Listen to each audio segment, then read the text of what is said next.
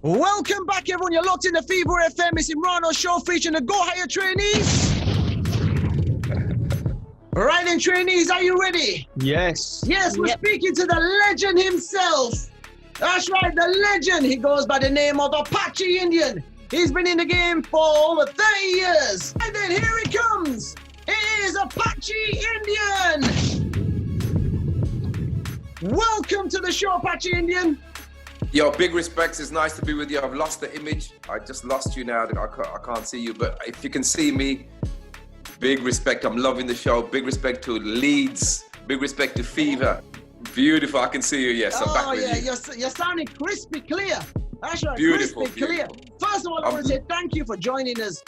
And you know something? I've been on the airways for 11 years. Like last week, it's been 11 years that I've been presenting.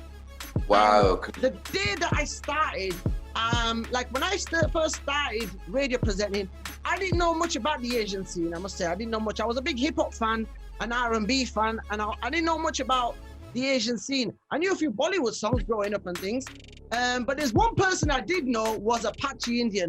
I remember when I was like about 5, 6 years old, and you know, I used to watch Top of the Pops and seeing you on the telly, and you know, you had that hairstyle, you had the lines in your head. That's right. You know, Yeah. you had the lines, and you know, like when we were like little kids, we used to talk about your lines, and and I always thought, you know, like one day I'd like to speak to Apachie Indian because it's someone growing up that I've seen on the telly. And finally, it's happened after 11 years later. I don't know how it took so long, but it's better now than never. Now, big respect to you. I mean, 11 years is a great time on radio. Radio is important because when I grew up, there wasn't many TV channels, there was no internet, so radio played a big role in the community and music and sharing and caring. So what you're doing is a great job. For the people that don't know, I was actually the first Asian DJ on Radio 1. I had my own show on Radio 1 back in the day. Oh, right. So I interviewed artists, we had live sessions, and they actually just gave me a playlist, and I said, no, I don't want to do that. I want live sessions, I want to have Bhangra on radio, I want reggae, I want to interview Shaggy, I want to interview all the punk. I want to do everything that you guys do, live sessions, the whole lot. And I want to do it from Handsworth, Birmingham, and I'll present it from there. And they says, yeah, it's a good idea. And exactly what I did. I did that. And look, you can go back to watch those shows. But yeah, radio is great to be with you. I love Leeds. We love up north. Oh, yeah. And we're loving your show. You know, I'm listening to your show and people say you're the hottest DJ up north. So I don't know what you're doing. Oh, I don't know about DJ, but I do a lot of presenting. Well, DJ, presenting, call it what you like. You're doing a great job. Oh, thank you. You know, like you just mentioned Radio 1. Was that before you like had your tracks out in the 90s? No, I did it was when I was really famous. You know, people asked me to do shows. So it was 95. I see. A lot of my career started in 92 and 95. I was on Radio 1, 3 months at a time in between touring. I also had my own show on MTV called Reggae Sound System from Jamaica. I also had a show on Channel 4 called Apachie Goes Indian. 6 episodes, which was showed up, you know, before the lottery every Saturday night. So back in the day, like I say, Top of the Pops, Jules Holland, all the kiddies programs, Blue Peter, and when we didn't see Asians on TV. I know, so you were the first one. so breaking, you know, sharing my life, sharing my culture, sharing multicultural from Birmingham, and keeping it real. 30 years later, I'm doing the same thing because it was always real. You know what I mean? So big respect. To you. Is right here on Fever FM every weekend. We have the Go Higher Trainees. So we have young people that come here to like build their confidence, to become radio presenters, actors, and we do a lot of media training here at Fever FM on the weekend. And I told them all that we're speaking to you today, and all of their parents know you. That's right, their parents know you, and it's kind of like one of them's got a question about the generations of music that you are delivering, so that'll be coming up later on. But first, we've got one of our trainees here. He goes by the name of Emmanuel, and he's got a quick question for you. Okay, big up. What keeps you motivated with your music past over the 30 years? Yeah, brilliant question. What keeps me motivated is life itself. You know, music is a platform to share emotions. We're happy, sad, boom shakalak chok there, om namah shivai. On this new album, we have a song called Stronger. Look at the year that we've had. So music is there to inspire, but life inspires me. You see something good, celebrate it, sing about it. You see something bad, you turn it into a good situation, turn it into something good through inspiring other people through that journey. Look what I went through. some of the greatest songs are written through emotions, and I've shared all my emotions over 30 years, but life continues to inspire me. If I see something wrong, I want to sing about it. You know, we sang about racism, we've sang about knife crime, gun crime, we've sang in the past about arranged marriages, caste problems, drink problems, but at the same time, you can have boom shakalaka and you have a good time. So all the people out there, you know, music is there to express those emotions, then other people feel that in other countries and other places. It brings healing. And I'm sharing my life. I'm sharing my life, my prayers, my soul, my spirit. It's not just songs. It's not just songs. And then the platform it gives me to speak around, to speak in interviews about other things. I'm not speaking about just music. It would be wrong of me just to say, right, go and buy my new single. What are you representing as an artist? What's your identity? What are you sharing? What are you saying after you're singing a song on stage? It's powerful. So make sure you're making a difference. And I use that platform to talk about, you know, whether it's COVID, whether it's whatever's going on. So these are the things that keep me going. Wow, brilliant answer. Thank you, Emmanuel. Thank you. Right then, let's have Ben on. By the way, we've got some of our presenters who are flashing in. We've got DJ Lokesh. He's a massive fan of yours when you were little. His name's Lokesh, and he's flashing in to like just to say hello to you. Big respect, Lokesh. Big respect to all the Fever crew and all the DJs and all the presenters out there. You know, we need you. You know, in the lockdown, there's no gigs. We're losing, you know, lots of income. You know, no one's even helping us. There's no, you know, all the British Asian channels we have, you can't even go there and sing a song. Come on, what are we doing? So it's back to the radio, guys. It's back to you. So we need your support. Yeah, we've got another one. We've got Indy Panasol splashing in. She's a presenter. She just did a show before me. We got big up, Indy. I love you all. Big respect. I wish I can come on all your shows. Right then, we got trainee number 2 here. Right, hi Apache. How are you? How you doing? Yeah, I'm good, thank you. I'm good. I'm really big fan of yours. Massive Thank fan. you. God bless. He loves the old school. He's only 16, but he loves the old school. Love old Serious. school. All the dub play, reggae vibes, tunes. Big up. And is it true that you made your first speaker sound system out of the wood from your cupboard? Oh wow! You have seen. He's done his research. Yeah, he knows his thing. Yeah, some great questions from both those. You call them trainees. They look like professionals to me. I don't know. Listen, you're absolutely right. I had this. You know, I was mad about sound system, reggae culture, and it's always be around the sound systems. And I wanted to make a speaker box. So parents went out. I took the big, you know, back in the day, there's no IKEA stuff, proper big wardrobes. Yeah. I've taken it down. I've taken it in the garden. I've painted it all black. I've cut 3 big holes in it. And that was my speaker. You know what I mean? That's where I started. It's just, I mean, it didn't work because the whole wardrobe was shaking like this with this. But it's just a passion, you know, music. And, you know, for everyone that wants to get into the industry, it is difficult. It's a difficult industry, you know, music, entertainment. Sometimes it's up, sometimes it's down. Don't put all your eggs in one basket. Learn about the industry as well. I mean, all you young people, do the college. I mean, I was working in a factory for 6 years while I was still #1 in the reggae charts in the Asian. It's only when I got a big record deal from Island Records, I said, right, I can leave and take this professionally. Don't put your eggs in one basket. But when you do get in the business, don't just make it about yourself, contribute. So, you know, I contribute back to the industry. Like I said, I do TV, I do radio, different incomes, different experiences. And then again, all these lanes where I can, you know, over the years, I can go from one to the other and touring. Any artist out there, if you're not singing live, you're gonna struggle. It's all about the live shows.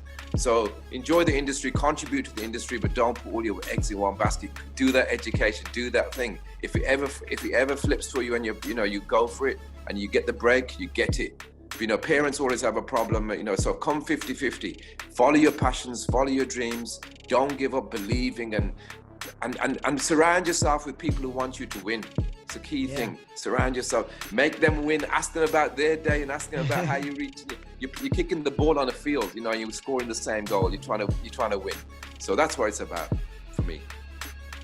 Yeah, and who was one from both, like a reggae vibe, because you made and still make a lot of like reggae, dubplate, bhangra tracks. Who was one of your big influences from the reggae scene and from the bhangra scene that made you make the type of music that you were making and still make? Yeah, the truth is that I mean, I have artists that I love, like from Bob Marley to, you know, Gurdas Mann to, you know, Malkit Singh, Jazzy B. But the truth is that I love reggae music. And if you want to go really further back now, you asked me some serious questions about my youth, is that when I was born, my parents are from India, Punjab, both of them. And they came to Birmingham, Handsworth, and they went straight to work. And we didn't have nurseries. You start school at 5. I was dropped off the nanny next door. Very, very popular nanny. She looked after all the kids, but she was Jamaican. For 5 years, I went to a Jamaican household 8 hours a day while my parents worked. So look at the influence of language, culture, music, style, food, whatever it may be. You learn everything in 5 years. So later on, when I loved music, it was more of an understanding of the culture as well as the music, if you like. People want to do music, yeah man, wham. But I understood the culture. You know, when you go to Jamaica, you can't just sing your song. What are you representing again? How are you speaking? How are you relating to people? Do you understand the culture? So make it more than music, people. If you are doing songs from a certain culture, understand it. And then I'm Indian. So when I released my first song, it was going to be Apachie Indian. It was going to be Movie Over India, Chok there, Don Raja arranged marriage, because I wanted to make a statement about my culture, my love of reggae, my multicultural, how I was born as a British citizen. I love, you know, Britain, because that's given me all that multiculture. So the music wasn't a formula to say, I like this, put it together. It was a reflection of who I was, where I was coming. It couldn't be any different, right? Yeah. And if I'm going to do a reggae song, I want to bring something to the industry. Like I said, support the industry. So I wanted to bring them something Indian. And now I'm promoting reggae around the world. And I've done all the big reggae shows and collaborated with reggae artists as well as Asian artists. Asha Bosley to Luciano. Who can do that? Who can do that? You know what I mean? So it's great to share that love, and then people are getting something from it in those other cities and towns where people have grown up like me in Toronto, New York, and all these places. So music has done a lot for people, community, culture, as it did for me. But it wasn't a formula. You don't write a song like Arranged Marriage thinking about the charts, do you? Yeah. You don't say Sweet Like Jalebi, because it was just my thing. And if the formula never worked, then it worked for me. It worked for me, you know what I mean? But it makes me very happy that other people like it because I'm sharing my life. So make music personal, guys. Give it something, make it your own, stay in your own, make your own lane in life, period. And look at me, I'm doing my thing. Whether you like me, you hate me, you're still doing his thing, right? And people enjoy it. So I'm celebrating life in my music itself. So talking about the industry, as what you were just saying, nowadays, 2020, there's still can't really say there's any Asians in the mainstream, and you doing it way back in the 90s. Like, how did you do it? I did it by being different. I did it by just being humble, wanting to learn more. A lot of people want this overnight success now. It doesn't last very long. I'm no disrespect, I call it pay as you go artist. Yeah, I call it that too. I call it that too. Yeah, they're paying for the fame. Like your contract. Yeah, but if you look at it, to be fair to the artists, look at what the world is telling them. X Factor, you can win tomorrow. Mm-hmm. You know, who wants to be a millionaire? Who's going to be Big Brother? Everybody wants to be a star overnight. It doesn't happen, and it doesn't last long. Spend your early life laying the platform. Apachie Indian releases, I released my song sometimes on my third party in 1989. But the 15 years before that, I was working in the industry with reggae, with learning my trade, with trying to chat on the mic, writing lyrics. There was years before that, before you even heard me. So you must be very, very young then. Yeah, very young, because obviously I told you I grew up, in a Jamaican household. Mm-hmm. Then I went to an Indian household, and I'm hearing Hindi music. Then I live opposite the park in Handsworth Park, so anyone knows Holly Road. Then I'm hearing a big bass line coming from the carnival. So it's already fused in your head. You're hearing a different language. You're hearing Punjabi here, you're hearing something else here, you're hearing Patois here, you're hearing English. So religion is mixed as well, culture is mixed. We go to school, they take you to church. You go home, they take you to the temple of the God. So look at that and celebrate it, but remember who you are. Remember your identity. And I found my identity through my music. And even my parents got closer to me through my music. So they say, look, Munde nu Punjabi bolni aandi. I say, look. So I'm trying my best.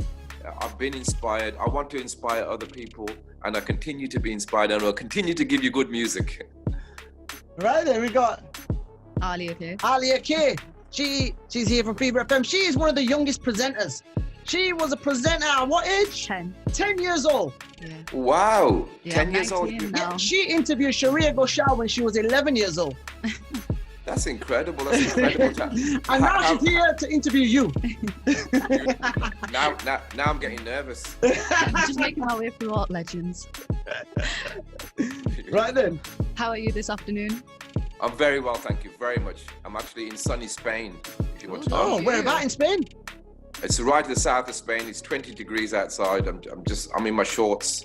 I actually came out here just after the lockdown. I've been 6 months in the lockdown. I came out here for a couple of weeks and supposed to go back. I'm only 2 hours away, but the market has, as I said, it hasn't opened up. So I finished the album here in Spain. Oh, right. Wow. Yeah, that's So right. Yeah. have you got any like Spanish influence? Did you in the album? Because I've heard half of it, but I haven't heard the other half. Yes, there's a song on the album. It's called Apachie. It's with a Spanish female artist, and it's the first single for her. But she's singing in Spanish. It's reggaeton, and I'm giving it my Oh, thing. reggaeton. That's my favorite. I love reggaeton. You have to listen to these songs. It's from a young producer from London. His name is J Production, Asian. Yeah. And he loves that. He does, not bhangra, not reggae. He loves that reggaeton. He loves that. And in fact, a couple of his songs recently have been played on Radio 1. And this is someone a year ago when I met him, he was giving up because there was no platform. He's even been on X Factor, to tell you the truth. J Productions, everyone look out for him. 3 songs on the album.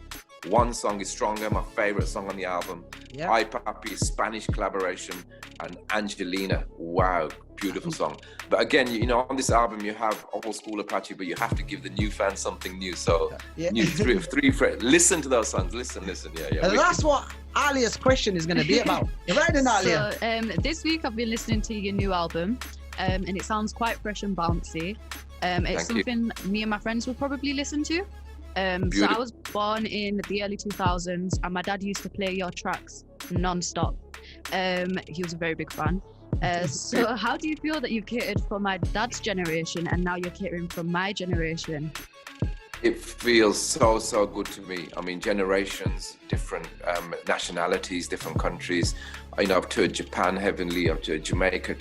It's just a great, unique. I feel blessed to be sharing music with generations, inspiring, learning from them. As I said, I run a music academy. I get inspired by young people every day, and I tell them to write lyrics that will be inspiring. But songs are all about that. I still listen to Bob Marley. I still listen. Bob Marley's one of the biggest artists in the world. He's not even with us anymore, but look how his music is still healing. He's still the biggest reggae artist. So generations, nationalities, cross countries, cross cultures, cross languages, and that inspires me to do the same. But to be able to do it, with bilingual languages, and even this trip to Jamaica, it's an Indian kind of Tenu Malaja to Jamaica. Have you heard that single? Yeah. But whether you understand Punjabi or not, you understand the chorus, and that's quite clever. But yeah, it's a very good question. I will keep doing what I'm doing if it's good music, and if on the platform, I want to inspire. I don't want to just talk about music, but it's a blessing that you guys still listen to my music and linking. My dad used to listen to this, and I hope it carries on. Good music is evergreen. Make it that way. People sometimes don't spend time on songs. I spend time to give you quality, give you lyrics, take time with writing things, hidden messages behind things. Sometimes people, even arranged marriage, everyone loves, everyone enjoys. But it was a viewpoint from a British viewpoint about arranged marriage. I took myself through an arranged marriage in the song, but the last line said, "When is the right time to tell my girlfriend?" And that makes it real. But people have enjoyed the song, and 15 years later they said, "Oh, wow, that line, now I get it." So they get something more from the song later. So make people dance, catch their ears, but be intelligent, be clever. And young people are very intelligent these days, and they have such a wide range of options of how much music they can listen to on how many channels. So if they listen to poor little Apachie Indian, I'm giving thanks. Thank you. And like in the 90s when there was no social media then, and the way you like took your music to get it to people's ears was totally different to how it's working now. Like now you're on the live, you're on the Instagram, you're on the Snapchat. So you've done the 2 different worlds. Now, can you tell us a little bit about how you feel like when you was doing it in them days and doing it to nowadays? Do you feel like it's more work nowadays, or was it more work them days? It's a very, very good question. It's the best question for my whole promotion campaign for the last 3 weeks. I'll tell you why, because it is good to compare and being in the two, because you guys will never, no one will ever see that time without the internet now. It's not going to go anywhere. Good and bad, to tell you the truth.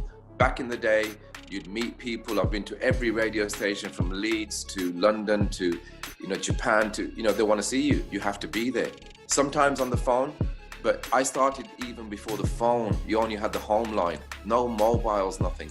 But what it makes you feel good is that people went to the shop and bought your record.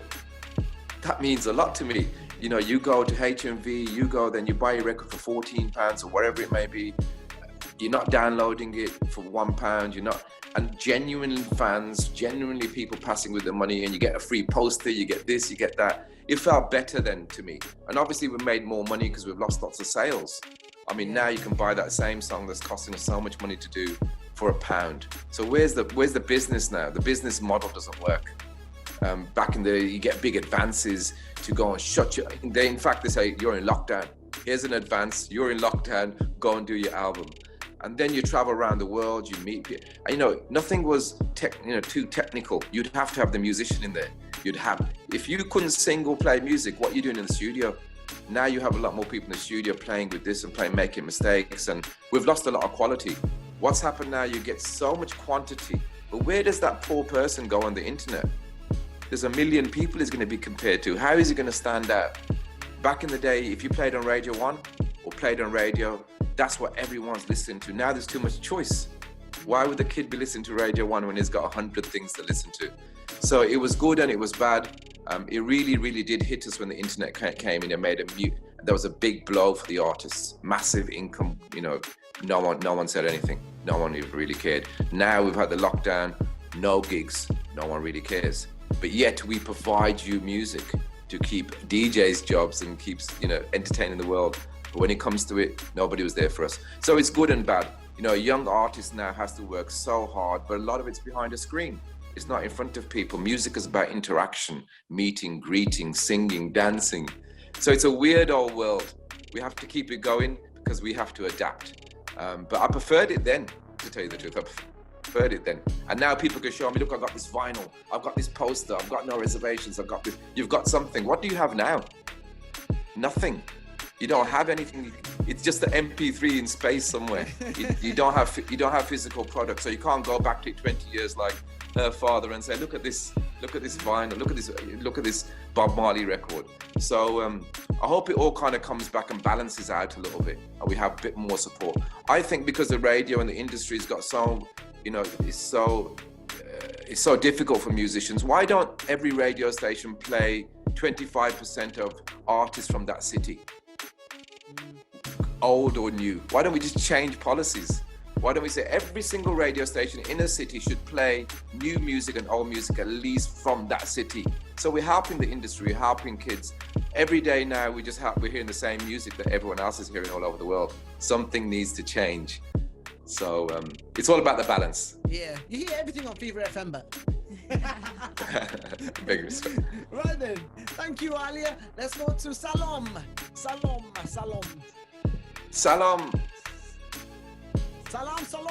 are you ready? We've got loads of flashes coming in. We've got loads of people showing a lot of love to you here in Leeds. Big respect. We love everyone. Leeds, Bradford, West Yorkshire, they're all flashing in for you. Right, Salam's got some quick firing questions for you. Okay, quick. Okay, brilliant. I hope you're enjoying the show so far. I'm loving the show. My first question is, so you're from the 90s era. What would you rather listen to in the 90s? The Spice Girls or the Backstreet Boys? Very good question. The Backstreet Boys, but I love the Spice Girls. I met them a few times. Great songs. So big in America. Yeah. But yeah. I love them both. Good question. Backstreet Boys. Backstreet Boys. All right, Backstreet Boys. Next one. My second question is, what music do you chill out? Listen to chill out? What music do you listen to when you chill out? Reggae. I'm a big reggae fan. I listen to various genres of music, but I'm chilling out. It's reggae, and if If anyone knows about reggae, Sanchez, Barry Hammond, Gregory Isaacs, Burning Spear, Capleton, Sizzler, Bob Marley. It goes on and goes on. I'm just a big reggae fan. I work with lots of artists from Jamaica, but there's a few more on the list. But reggae. Old school reggae. My next question is, what is your favorite Bollywood movie? My favorite Bollywood movie would be, I'm not going to say the one that I was in. I've been in a couple of movies, yeah. All right. There's a movie I watched a few years ago called Pink. Pink. I think it was called Pink, and it was very different. It was a courtroom drama, and it had Amitabh Bachchan as a lawyer. If I'm correct, it was called Pink. If I'm not, there was a movie with Amitabh Bachchan, and it was less singing and dancing and balle and. More story. A bit more of a story, and okay. I love it. I mean, I know a lot of the actors out there. I've met a lot of them. Saif Ali Khan, and a lot of these guys. So big respects to all of them. Great industry. If you were really hungry and had to choose between a Jamaican patty or a samosa, what would you choose? That's a tough one, isn't it? That's a tough one. I love samosa, but I prefer pakore. But at Jamaica, if I was hungry, samosa's not doing it. I need a Jamaican beef patty, lamb patty, chicken, or ackee and saltfish patty. It's doing me nice, and I'm a big fan of those. I'm a big fan, yeah. Do you prefer long or short hair? Long hair. I used to have short hair with all the lines, and it's the barbers every 5 minutes and the blade on my hair. Listen, that's how I remember you. That's how I remember you. I'm going to enjoy my hair. It may fall off soon. It may go grey soon. So enjoy my hair while I've got it. It gives me peace. It brings me strength. It's actually all the way down to just past my, up to my thighs now. So I'm enjoying my hair. It gives me strength, and it gives me power, like Samson. All right. Right then. Thank you very much, Salum. I think we got one more person. We forgot. We got Zero. Come on, Zero. Quick. We're running out of time. Right then, we've got the next trainee. Hi, how are you? Hiya, beautiful. Love your voice already. Thank you. So my question for you is, you've been doing this for so long, but what actually prompted you to do music? Because, at the time that you were doing music, there were a lot of big artists out there, but what kind of pushed you to do it in particular? Like, what pushed you? It's a good question again.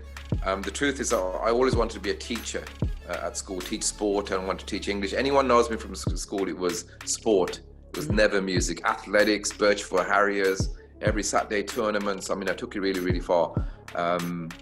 But music, as I said, it was a hobby. I used to be around the sound systems. To tell you the truth, I was working in a factory, and I thought, you know what? I would love to make a record. And in the reggae industry, you can make one record, just one. It's called a dub plate. So I went to the studio to make one record. It was a passion.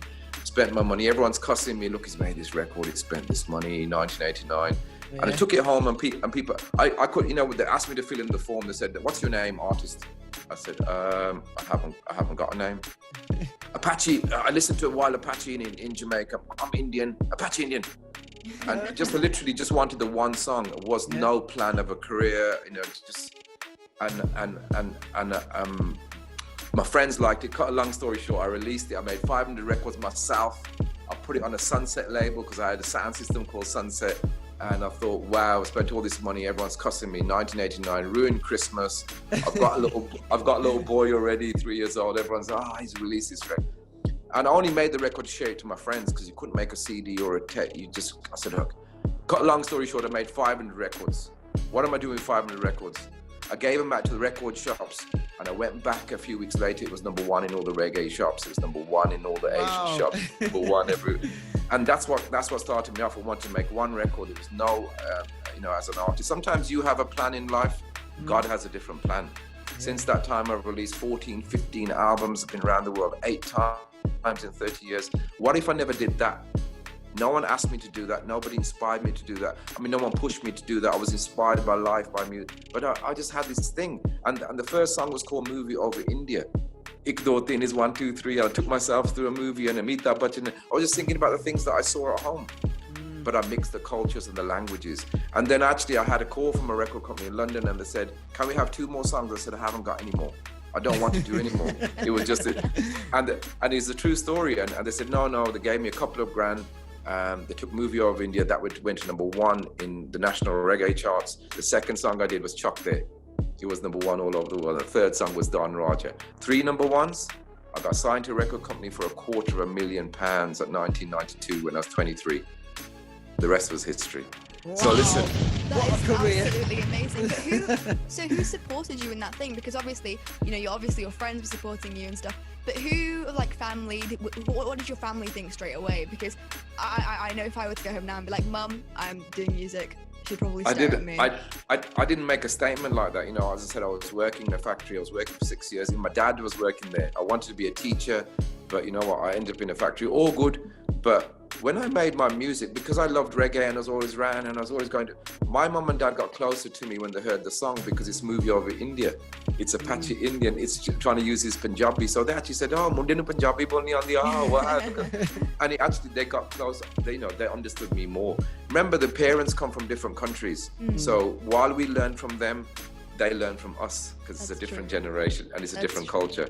So it did a lot for me, and it did then a lot for people around the world. I can only give thanks. And now I'm going to tell you, just to end it, that I've been working in, I run my own music academy, and I got employed as a teacher, teaching sport, teaching music. And I've been teaching for the last 2 years in a college, Southern City College in Birmingham, the best college, 7 campuses, 22,000 students.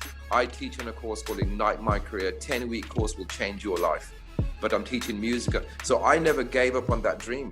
So music was one thing, and I love it, and God had his plan, and I would never take it away. But I wanted to be a teacher. I may not play for England football, but I'll teach sport and I'll teach the kids. And it's a big tick box for me, and it makes me so happy to go in that college. But going that college now as Apachie Indian, so I'm sharing that too. So it all came together. Never give up on your dreams. Keep believing in yourself. Listen. Your students are very lucky. So you got some lucky students. I'm sure their parents must be happy. Come and join my course. Definitely. Right then, that brings us to the end. And before we go, we like you to tell everyone where they can find your album, where they can get everything to do with Apachie Indian. Yeah, great. Thank you very much. Yeah, the album is out. It's called What's Not to Love. 9 great songs. If I haven't mentioned all the artists, I'm sorry, because there's so many people involved. But it's a great, to me, as I say, it's my favorite album of my career. Check it out. All Spotify, iTunes, all social. My social media is Apachie Indian HQ. Send me a message if you want to collaborate. If you want to work, send me a message. I would never say no to you. Come correct. Come with your manners. Come rehearsed, and the world opens up to you. Manners and respect is what I run my academy off. Takes you far. Respect culture, respect yourself, respect people, respect multiculture. And you know what? Don't buy the album just because of the album. Remember what it supports and represents. It represents everything good. It represents a platform that I would tell you we will do our best, be our best. And now look what's happening in the world. If we're not going to make a change now, when are we? Right? It's time to help each other, time to support each other. Check out AIM Academy on Instagram, AIM Music Academy for young people. Look at what I've been doing in 7 years. We won the National Diversity Award for being the best group in the country. And that was in Liverpool.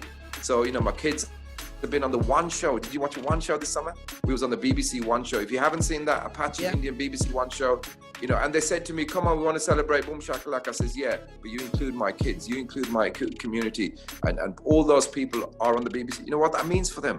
Yeah. So that's the making the extra effort to make other people happy. And that's what we're here. Imran, I've been famous, rich, and around the world. What was it for? This is what it's for, to change people's lives, to give back. I think you missed the O out on my name. It's Imrano. Imrano. Say what? Number 1 up on the radio station. Imrano, man, for each and every one. Hot show. Leeds Fever from Apachie Indian. We say, chop there, Imrano. Big up, big. Thank you very much. We're going to go into the break now. When we come back, we're going to play your song, Trip to Jamaica. Yeah, Trip to Jamaica featuring Hunters. It's been a fantastic, probably the best interview for that. Love all the trainees. Love everyone. Thanks for the question. The fans out there, we love you. We're going to come and see you, Fever FM. We're going to come and see you. Maybe do something. The message for Christmas, have fun, be safe. Thank you very much. Respect. Thank you. Respect. Thank you for joining us. God bless. Thank you. Big up to you and all the best to you. And we just can't wait to see you. When lockdown is over, we want to see you in the studio. Yeah, we're going to be doing some things together, raise some money for some charities, do some things, maybe AIM Academy in Leeds. Definitely. Thank you. Thank Apachie you. Indian, everyone. Bye, bye, bye, bye, bye.